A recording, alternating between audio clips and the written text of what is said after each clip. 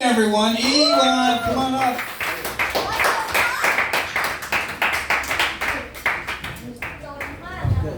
Hey, what's up, you guys?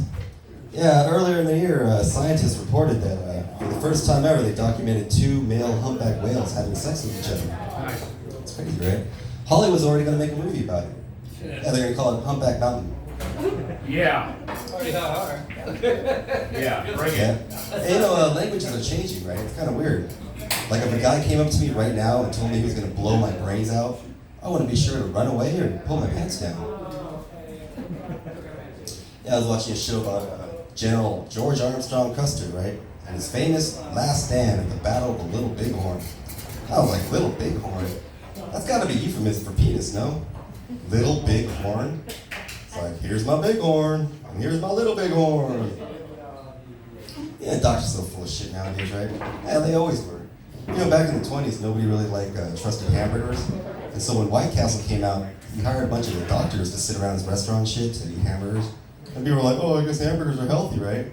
Hamburgers aren't healthy. And in the 50s, they used doctors to sell cigarettes, right? Oh, the newspapers and magazines and shit, even TV ads. They're like, oh, I'm a doctor, so I smoke Camels. That's such bullshit, right? Because they're doctors, they know better.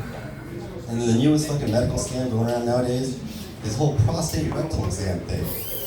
Yeah, it's such bullshit. You know, I've heard 100 different prostate rectal exam stories. They all end the same way. They didn't find anything.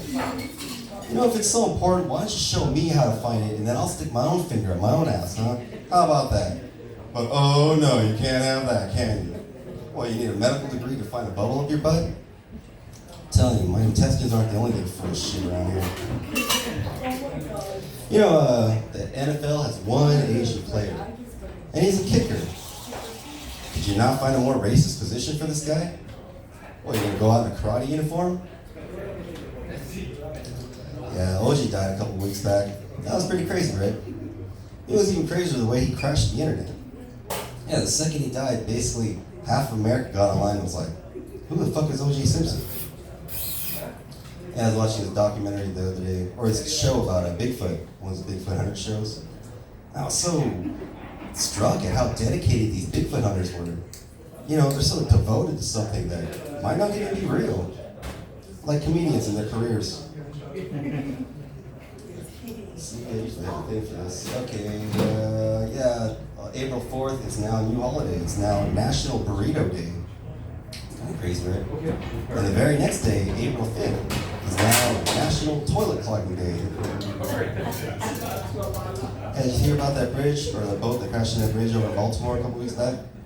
Yeah, that's pretty crazy, right? It crashed in the Francis Scott Key Bridge. It's kind of ironic, right? It's like, oh, say, can you see? There's a giant fucking boat coming! Yeah, they said the boat came from Singapore. I was like, crap. Asian driver, you know. Yeah. Yeah, they knew they said the boat weighed 200 million pounds. That's pretty damn heavy, right? It was actually 300 million pounds. But my ex-wife, she got off the boat right before it crashed. Okay. Yeah, I was watching the Oscars a couple weeks back. It was pretty cool, right? Towards the end, I was getting all excited. I was like, hey, look, they're bringing back the Mummy. But then I saw, I was like, oh no, that's just Al Pacino. I was in the United States Army, 1st Cavalry Division, Fort Hood. It was pretty cool, you know.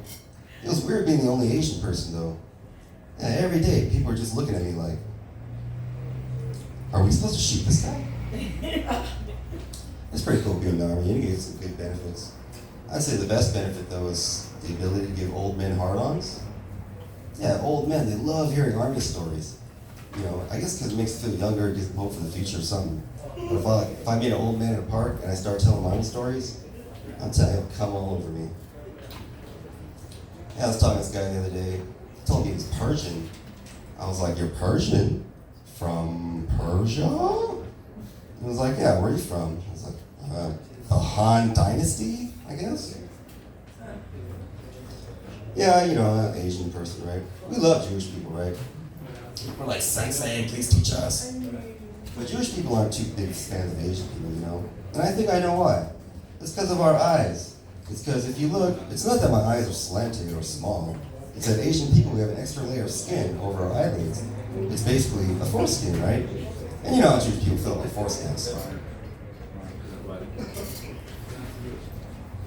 jokes. Yeah, I had a really bad haircut a couple weeks back. Oh, it was horrible, you know. You have a haircut so bad people start treating you differently? And like, this guy must have a learning disability or something. Yeah, I noticed that a lot of anti-gay cultures are actually quite gay. Like Arab culture, for instance, right? They're kind of notorious for being harsh on their LGBTQ, yet Arab men openly hold hands in the street. You know, how hypocritical is that, right?